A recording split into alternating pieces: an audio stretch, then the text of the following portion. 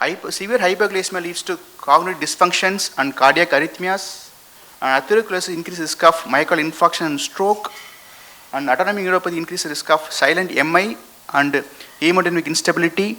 And CKD leads to fluid and electric imbalance, and there is a impaired drug clearance, and impaired immunity leads to greater susceptibility to sepsis and surgical infections.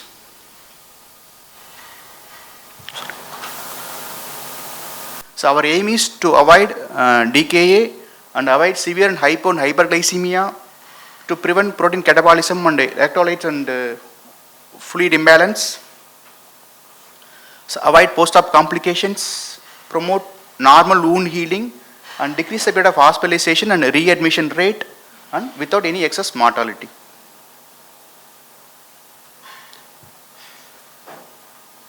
For smooth sailing, we should consider the following factors in the management. It's a type of diabetes, whether it's a type 1, type 2 or GDM, type of surgery, whether it's a daycare surgery or it's a emergency surgery, and timing of surgery, it's a either elective or emergency surgery, and type of anesthesia, and level of glycemic control, hypo and hyperglycemias, and presence of complications like diabetic kidney disease and comorbid conditions, and so on. These are the minimum bare investigation we should do in all our diabetic patients undergoing any surgical procedure. ECG to find out the presence of any silent cardiac events, and serum creatinine to assess the presence of kidney disease, and HbA1c if not done in previous 3 months, we have to done it. And whenever the blood glucose is more than 250 or high, we have to do ketones and serum electrolytes and other relevant investigations that are pertaining to the particular case. Regarding glycemic target, it's vary from person to person. Persons not critically ill, we can target 100 to 180 milligrams per deciliter. So critically ill patient is 140 to 180. Since some other patients who have recurrent hyperglycemic episodes and complications, limited life expectancy, we should target for higher blood sugar goals. Regarding management, it depends upon the type of surgery, whether it's daycare surgery, elective major or emergency surgery. These are commonly done daycare surgery in a diabetic patients: circumcision, fistula in surgery, perineal abscess, vasectomy is not done commonly nowadays, and removal of any cyst, all ophthal procedures, and fist and nasal polypectomy. In gynecology, there is laparoscopic sterilization, in arthroscopy and shoulder immobilization, all is done in daycare procedure. In elective daycare surgery, you have to evaluate the patient as outpatient. Patient can be admitted on the day of surgery. Suppose minor surgery with good glycemic control, we can omit the breakfast and morning dose of oral anti-diabetic drug insulin. We can do the surgery. We can restart immediately after surgery. There is exception. We have to avoid SGLT2 inhibitors. We will see why we have to avoid that in the upcoming slides. Regarding elective major surgeries, patients with poor glycemic control, we have to adjust the OAD insulin before admission, and then after obtaining the glycemic control, we can post the case. When the HbA1c is more than 8.5, we have to defer the case. We have to control, and then only we can post the case if it's not emergency. Regarding patient with good glycemic control, we can continue same OHC and insulin. We can post the case. We have to admit the patient at least 1 day prior to the surgery. We have to follow the pre-op, intra-op and post-op guidelines. Regarding pre-op, during pre-op period, non-insulin therapies, SGLT inhibitors should be avoided in all surgical patients. Along with that, persons with severe illness having prolonged fasting and intraoperative patient having ketone or ketonuria, we have to avoid in this patient because it increases risk of euglycemic DKA and dehydration hypotensions. We have to stop the drugs 3 days before scheduled surgery. In case of ergogliptosin, it should be stopped 4 days before surgery. For cardiac patients, we can start the drug prior to discharge. GLP-1 analogs and DPP-4 inhibitor can be continued. Only thing you have to consider that there will be a post-op nausea and vomiting will be there in case of GLP-1 receptor agonist. Saxagliptin and alogliptin has to be avoided because they increase the risk of cardiac failure. Regarding metformin is contraindicated in the following situations: in acute cardiac and pulmonary decompensation, acute kidney injury, dehydration, sepsis, urinary obstructions, any radiological procedure, we have to avoid these drugs. Regarding thiazolidines, it has to be avoided. Suppose suspecting congestive cardiac failure in sulfonylurea and miglinate can be used, but there is a risk of hypoglycemia. We have to reduce the dose. Suppose patient taking normal diet. Regarding insulin adjustment in type 2 DM, suppose patient using long acting like Glargine, we have to reduce the, before night of previous day night, we have to reduce, we have to give the usual dose, 75 to 90% of usual dose, and morning of surgery we have to give reduce the dose to 50 to 80%. Regarding rapid acting insulins, we have to give usual dose at the night. We have to omit the drug in the morning. Regarding NPH, we can give the usual dose at night. We have to give the 50% dose in the morning. Pre-mixed insulin is better to avoid in the morning day of surgery, or else we can give 50% of dose. In the night we can give 80% of usual dose. Regarding intraoperative diabetes management, regarding SART surgeries, there is no need for any extra care. We can continue this usual course of management. Long surgeries, the surgeries last for more than 2 hours. You have to monitor the glucose every 1 to 2 hours. We can manage intraoperative in the 3 ways. We can either give supplemental short acting or rapid acting insulin in subcutaneous form, insulin and glucose increase in a separate line system, and glucose, potassium and insulin infusion. We can manage intraoperative in the 3 following these ways. Regarding emergency surgeries, patient metabolic status should be stabilized before proceeding with insulin and glucose infusion. Ideally separate line system, because we have to rule out diabetic ketosis. Whenever you are posting the patient with diabetes, with high blood sugar, with abdominal pain, you have to always rule out diabetic ketosis, because it can mimic as acute abdomen. During intraoperative period, we can maintain the sugar between 250 to 100 milligrams per deciliter. Regarding separate line system, we have to give the dextrose in one line and insulin in another line. We have to adjust the insulin infusion rate and dextrose infusion rate according to the blood sugar values. For starting, we have to start, suppose blood sugar is more than 250 milligram per deciliter, we have to divide it by 100. The starting unit is 2.5 units per hour. After 1 or 2 hours, we have to check the sugars. We have to change, depends upon the blood sugar. Suppose sugar is 120 to 160, we can increase by 0. units. 160 to 200, 1 unit, and then more than 20, we have to increase by 2 units per hour. Regarding glucose, potassium and insulin infusion, we have to add 10 millimoles of KCl, that's 1 ampule of KCl with 5 ml of 10% dextrose with 15 units of insulin. Suppose sugar is maintained between 100 to 200, we can continue the same rate. Suppose sugar is more than 200, we have to change entire bag, we have to add 20 units of insulin. Suppose less than 100, we have to change the entire bag, and then we have to add 10 units of insulin. Regarding separate line system, it's ideal for severe hyperglycemia at onset, emergency surgery, CAPG, cesarean section, and the only disadvantage is suppose one line get blocked, there is a risk of hypo and hyperglycemia will be there. Regarding GKI infusion, it's simple to use. It's useful only in metabolically stable patient, because it's 0.3 units of insulin is needed for 1 gram of glucose. So it's avoid hypo and hyperglycemia. It is not suitable for metabolically unstable patients. Regarding difference between insulin infusion subcutaneous injections during the intraoperative and post-op period, insulin infusion glycemic variability less, because half-life of insulin is short. It's expensive. If you have to monitor frequently, there is a risk of hypokalemia will be there. Regarding subcutaneous insulin infusion, glycemic variability is more, because there is a varying degree of insulin absorption will be there. It's less expensive. The low risk of hypokalemia is less, because it's not during intraoperative period. It's not useful in type 1 DM patients. In intraoperative period, this sample algorithm for how to use the subcutaneous insulin for a intraoperative period and post-op period.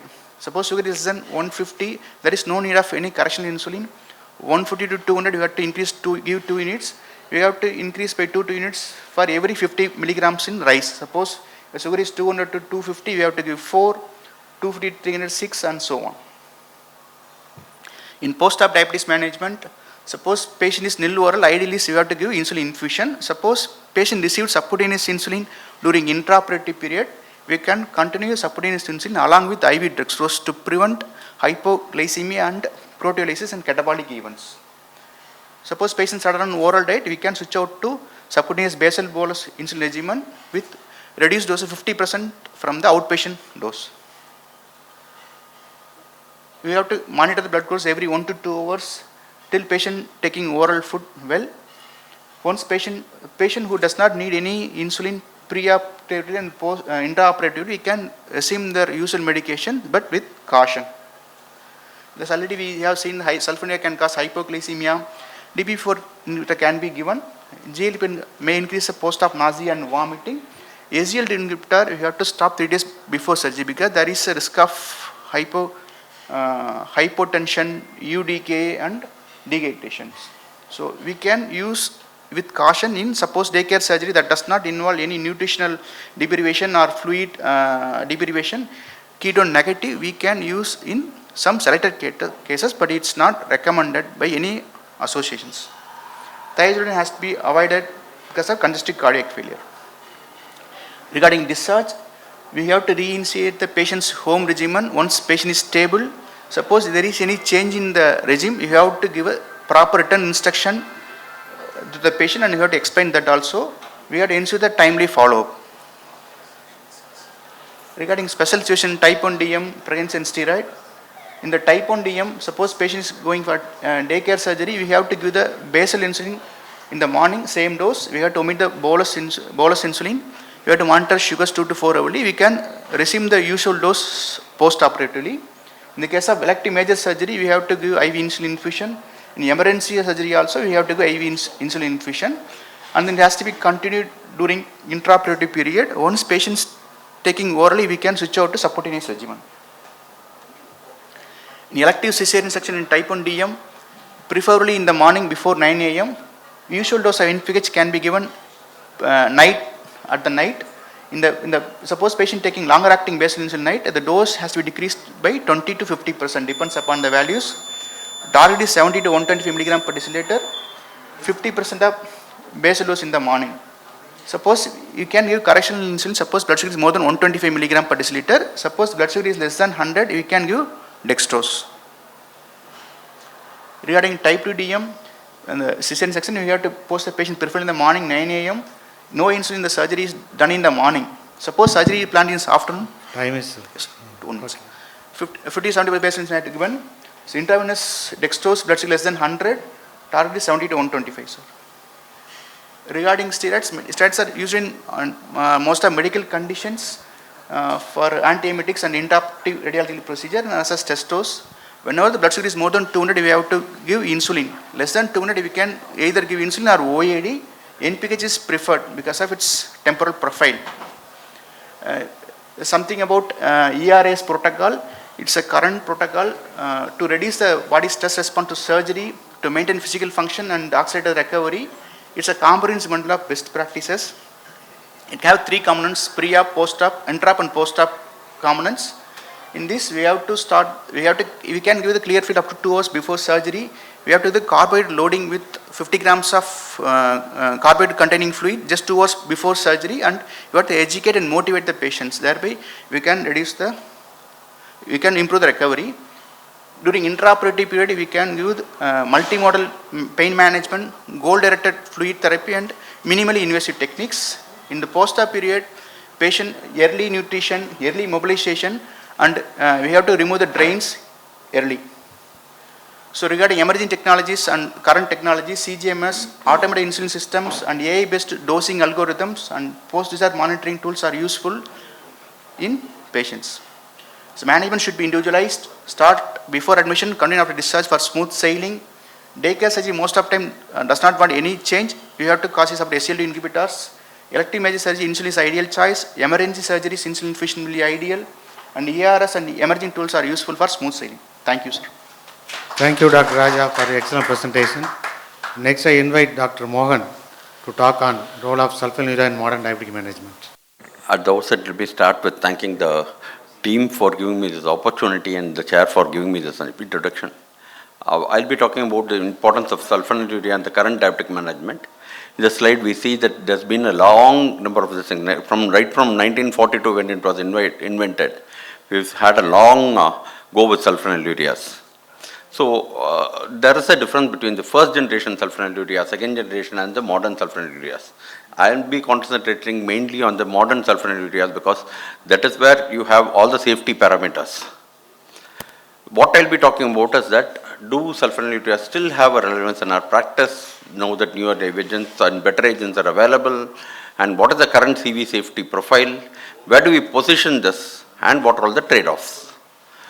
All said and done, even in 2020, this slide clearly shows that the number of prescriptions for sulfonylureas still are very high. Almost 80% of people are still on sulfonylureas. But then Indians have a very different profile in terms of diabetes. They have a delayed diagnosis, they have thin fat Indians, their insulin resistance and insulin loss is very high.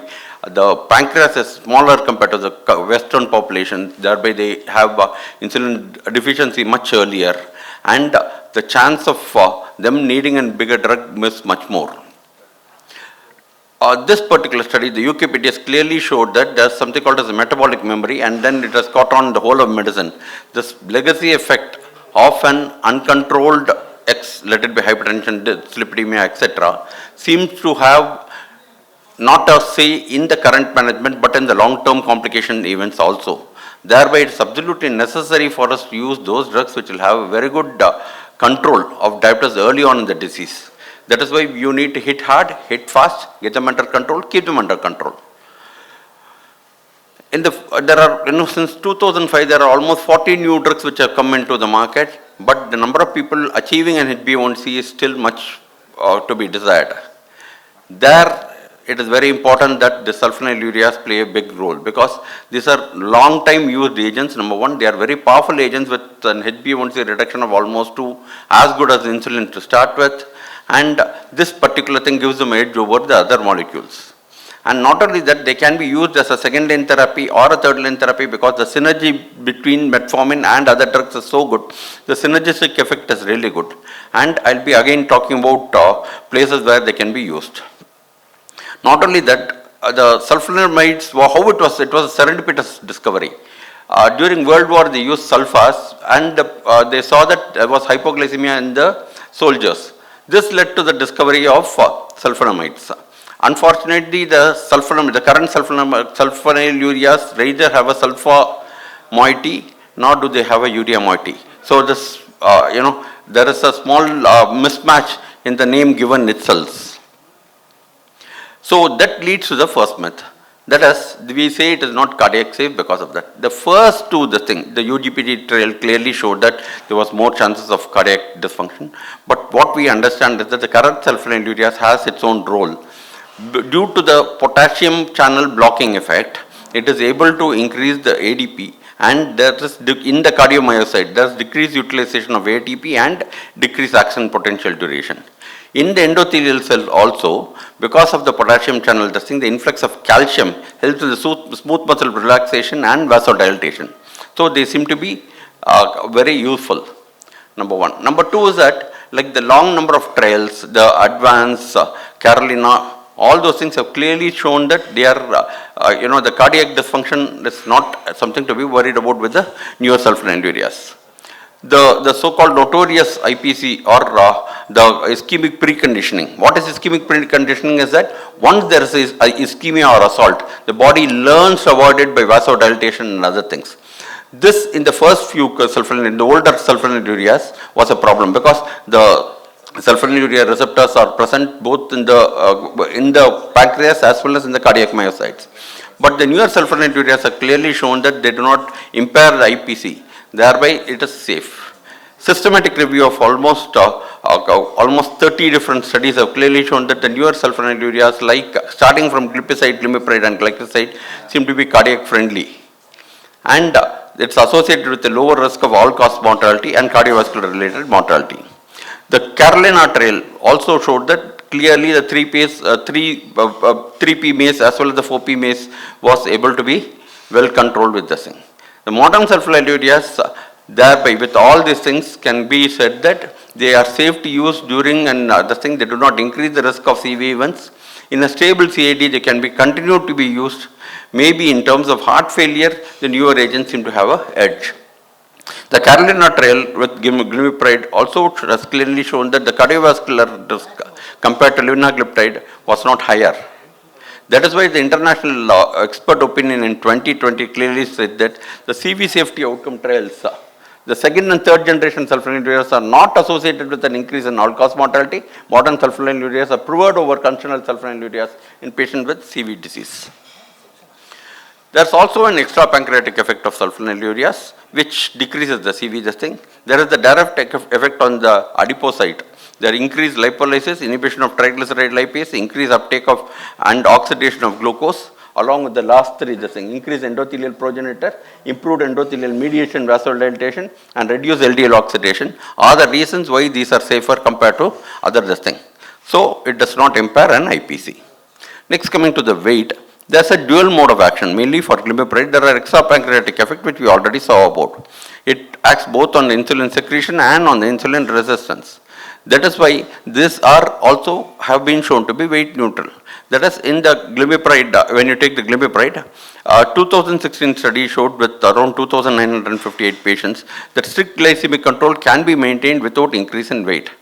And even this increase in weight with the sulfonylurea can be attributed to the improved utilization of ingested glucose and subsequent lowering of glycosuria. So with a good lifestyle change, you need not be really scared about the increase in weight.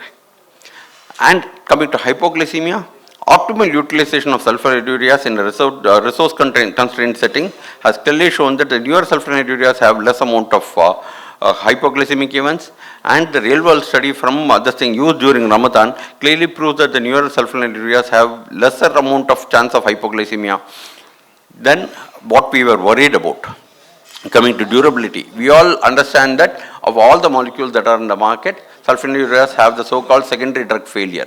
But coming to the newer sulfonylureas, the beta cell function with glimepiride versus insulin glargine and glibenclamide, it showed that the long-term use, more than 5 years of glimepiride, there was a sustained beta cell function and enhances insulin sensitivity. Again, this study clearly proves that the sulfonylureas compared to a DPP4 was able to maintain a better HbA1c with lesser amount of failure. This study, which is a very, very important landmark trial, which showed by J. Mamza, clearly showed that this was in 2016, where it clearly showed that compared to metformin and DPP4, we are able to, though there was a slight increase in weight, we were able to keep the blood sugars under control for more than 5 years. The current study in 2023, this clearly shown that patients who have been on long-term sulfonylurea, when you need insulin when you start insulin, you withdraw the sulfonylurea, the control goes, the HbA1c rises. So the need to continue sulfonylureas in many of these patients have been well documented. The UKPDS, one of the older studies when only sulfonylurea was there, that could be talked against it, but that said, it has clearly shown that the durability of its action. That is, even over 10 years, they were able to maintain good HbA1c control with sulfonylureas. And this, when we talked about the Butler's trial, where it showed that the pancreatic mass increases with sitagliptin. But what later trials have shown is that even after 6 months of treatment, even within 6 months of treatment, exenterate sitagliptin had very little mass effect on the beta cells. So, in keeping the blood sugar under control, the beta cells capacity as well as the correction for hyperglycemia is better with sulfonylureas, which is equally well documented. And in routine clinical practice also, it was clear that adding a DPP4 met is associated with an increased requirement for early intensification, whereas people with sulfonylureas, you are able to control them under a good blood sugar for a longer time. And finally, the same study which I had already shown clearly shows that the number needed to treat or the number of patients who remained under good glycemic control was equally good with the sulfonylurea compared to this thing. The glycoside showed that, see, we all were worried about, as I told you, the secondary drug failure is quite common with this thing. Glycoside trials clearly showed that the number of people who had the secondary failure was much lesser. And not only that, in special situations like in the elderly, they have clearly shown that the modern sulfonylureas like glimepiride was quite safe in them, causing less hypoglycemia. And when you compare it along with the other thing in renal and hepatic dysfunction is generally better not to use any of these drugs, better to shift into an insulin. In renal dysfunction also in ESRD and in dialysis dependent patient, obviously insulin would be the first choice. That said, at least in lower range, that is between the 30 to 59, this thing, the newer sulfonylureas, even without a dose adjustment, we are able to get them under control. Finally, coming to this thing, this is what I rest my case. India is in resource constrained setting. So in a place like India where you need resources are a problem, you would be able to keep them under control. Getting them, the UKP is clearly showed, there's a legacy effect, you need to get them under control, keep them under control as early as possible. So keeping them under control within sulfonylurea is easier. The second question was the loss of control over time. Multiple studies have shown that people you can use a sulfonylurea and secondary drug failure has not been shown. You can continue to use the sulfonylurea and keep them under control for a longer time. So in conclusion, what I like to say is that in country like us, where most of the treatment is an out-of-pocket expenditure, sulfonylureas are the mainstay of treatment in the management. One of the first slides I showed was almost 70% of prescription contained the sulfonylurea. So we need not fall shy of talking about sulfonylureas. There is a well-established glycemic efficacy. The UKPD is one of the largest study. Again, I would say that yes, at that time the SGLT2s were not there. That said, sulfonylureas has the biggest amount of HbA1c change of 0.8 to 1.5, even up to 2 in some instances. And they are very synergistic when you use it with metformin and other drugs. So it can be used as a second and third line drugs as you want. Many of the concern with sulfonylurea, that is hypoglycemia, with Ramadan fasting has been shown that hypoglycemia is not the thing if you titrate it properly. Weight gain, with good lifestyle changes, weight gain can be negated. Considering the glycemic efficacy, the low cost of medication, and the utility of sulfonylureas, the long number of years we have used sulfonylureas. With all that, I'll rest my case saying that sulfonylurea does have a reason to be used in the current setting. Even with insulin, it has been clearly shown that using sulfonylurea and not stopping them seems to have an effect. Thank you very much. Thank you, Dr. Mohan, for completing time. We have covered almost everything about the modern sulfonylureas and its benefits. Next, I invite Dr. Selva Pandian to talk on diabetes in the elderly. Good morning, doctors. First of all, I would like to thank the DAISICON organizers for giving me this excellent opportunity. And I am going to talk on the diabetes in older people. That is the geriatric specialties emerging now. And really, it is very, very difficult in taking decisions in the elderly people. I think our motto should be give them a comfortable, happy, and well-being life. Instead of reaching the target, let us treat them symptomatically and de-escalate the drugs by simple algorithms. The insulin and all should be very, very, it has to be minimized, and a simple usage of insulin, not multiple doses. And mostly, even in type 1 diabetics, I think so a little bit of basal is necessary, even if they are taking very little oral supplements. So diabetes in the elderly, balancing the glycemic targets with safety. See, the comprehensive assessment really before the glycemic safety, the older patient should be assessed medically, psychologically, functionally, and social domains to tailor the management. This is very, very important. And there should be a screening for geriatric syndromes like cognitive impairment, depression, and frailty. These are all very common in the elderly. This has to be assessed first. And older population of diabetics are increasing nearly to the tune of 30%. And prevalence is also going to be increased in the coming decades. So we face a higher rate of functional disability in the elderly population with the coexisting comorbidities or the illnesses. And neurocognitive function and diabetic management is very, very important. Cognitive function impairment screening is very important because this is going to worsen the diabetes management in the longer duration. And in the long duration, there is a worsening of cognitive function is also there. And there is an increased risk of hypoglycemia and other adverse events are also increased. And hypoglycemic risk in older adults, very common thing. So we have to be very careful. Even a single episode of hypoglycemia is going to increase the mortality, and especially with your sulfonylureas and insulin, you have to de-escalate the dose or make it simple.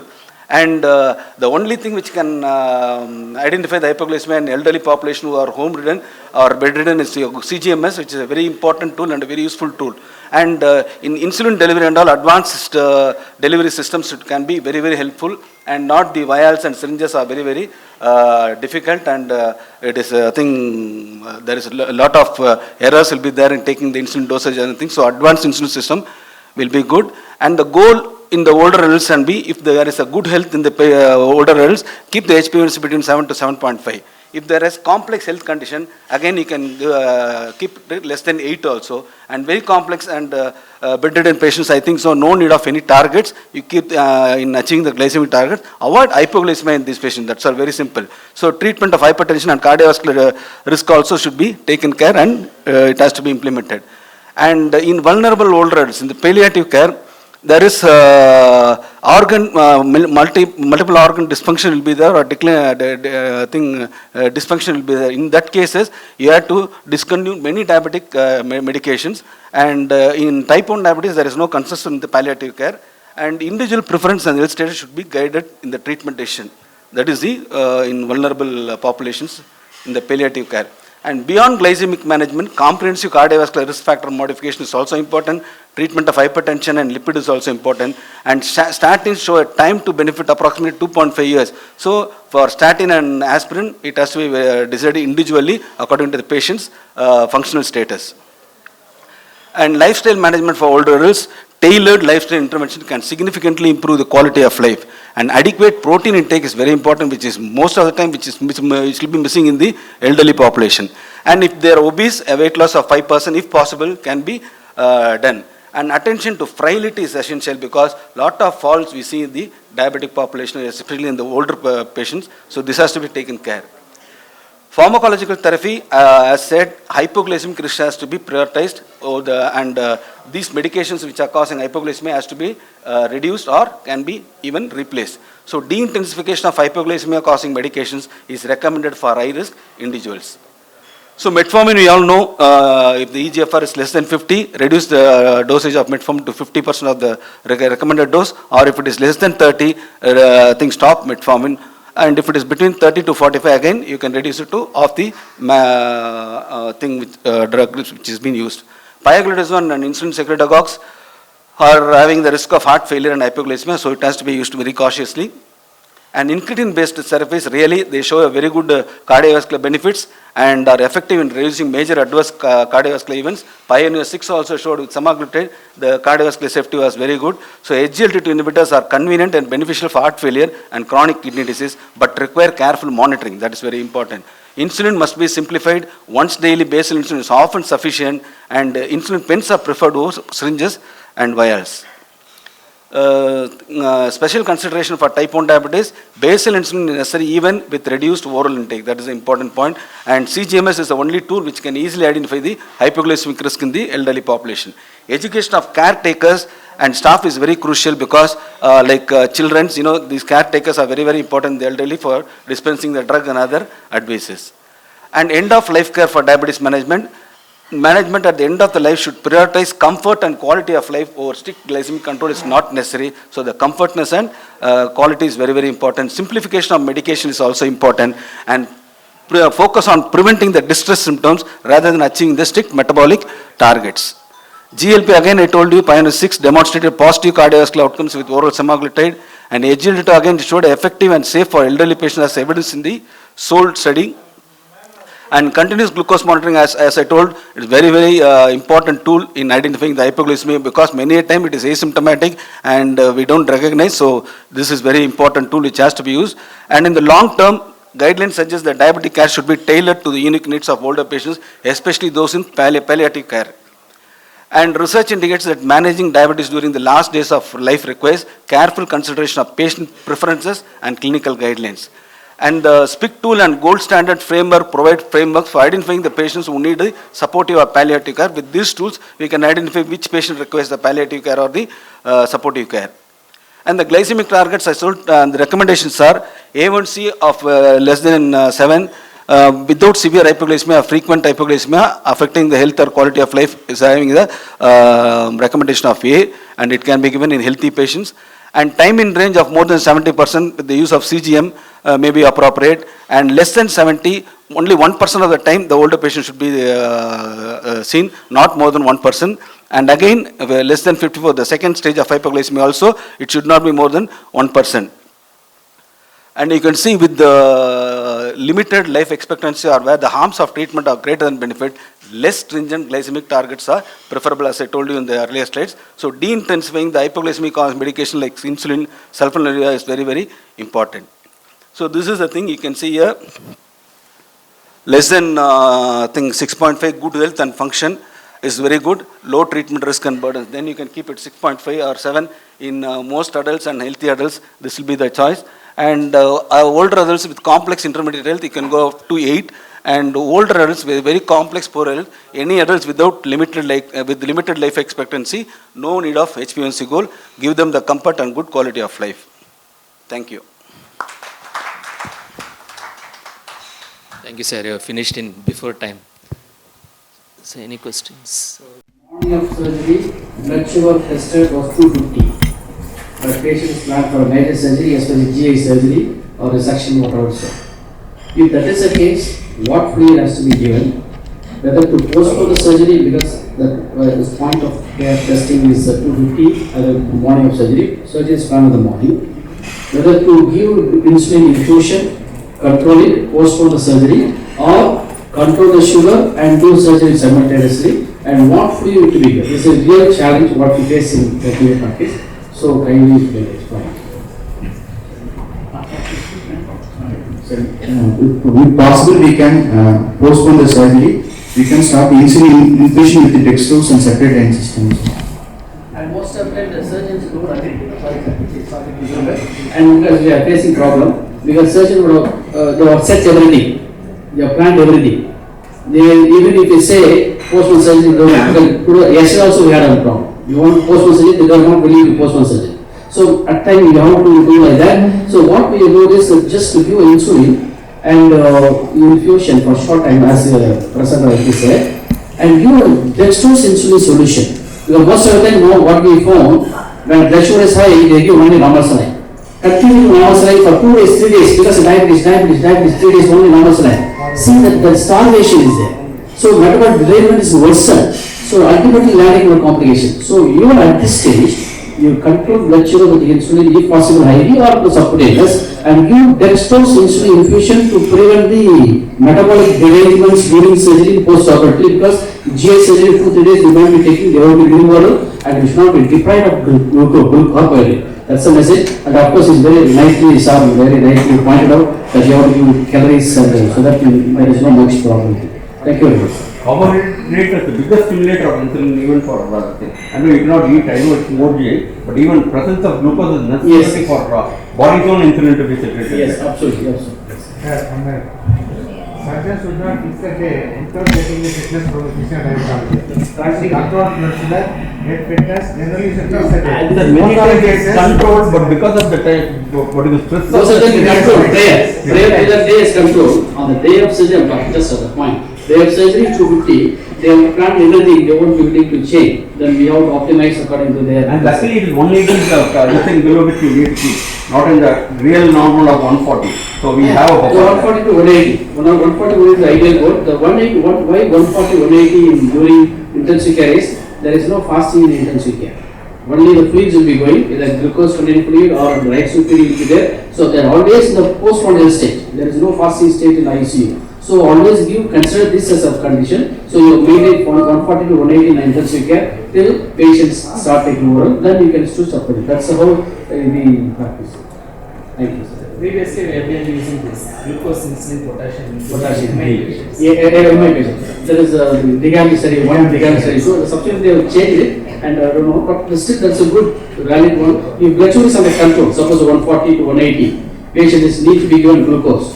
When you give glucose, the potassium will go in. You suppose 3.5 potassium to start with. You give insulin, the potassium will go to 2.5. So you always substitute with the solution, potassium glucose solution infusion, and gives the calories. If you address the hypokalemia going to be developed after the infusion, infusion. So all can be addressed by this the wonderful regimen. But nowadays they are not. Sir, two things, sir. One is because like separately they have insulin syringes that separately they are giving insulin. Absolutely. So the amount of change is not so much.